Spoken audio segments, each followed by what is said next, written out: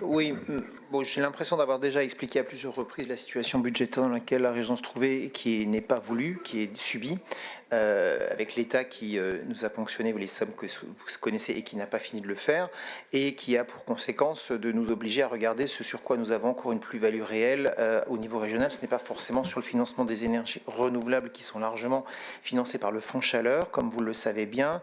Donc sur ce point-là, nous estimons que les dispositifs existants qui sont portés par l'État, qui nous ponctionnent, eh bien, permettent de financer les projets. Et pour autant, néanmoins, je le rappelle, nous avons réaffirmé et affirmons toujours encore fortement la nécessité pour notre région de développer un certain nombre d'énergies renouvelables, pas toutes, elles ne sont pas toutes pertinentes en Île-de-France, mais notamment la géothermie profonde, la géothermie de surface, la méthanisation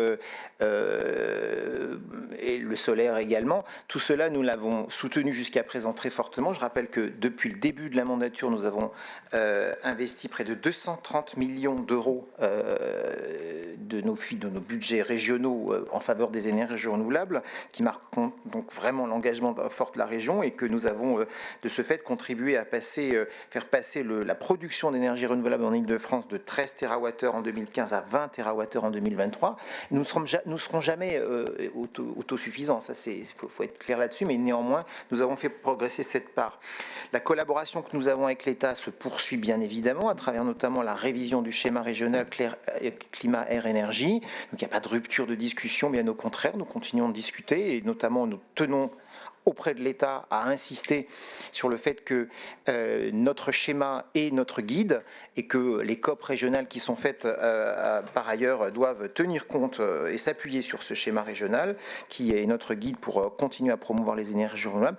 Vous nous demandez de nous appuyer sur les associations qui localement nous permettent de continuer une mobilisation citoyenne. C'est précisément ce que nous faisons en soutenant l'association Énergie Partagée. Donc je crois que de ce point de vue-là, on répond à votre demande.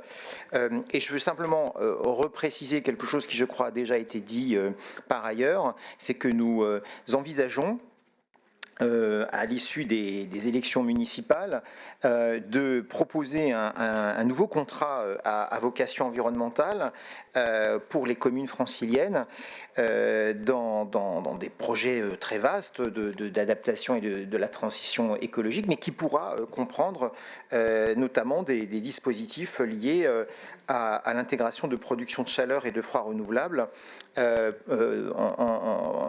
au niveau des communales. Donc on va rester très engagés, croyez-moi.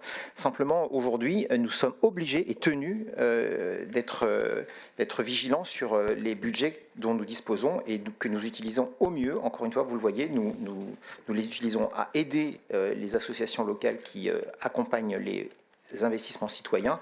Ça nous paraît essentiel de rester mobilisés, et nous le sommes. Donc je vous invite à retirer votre amendement. Merci. Vous le maintenez. On le passe donc aux voix.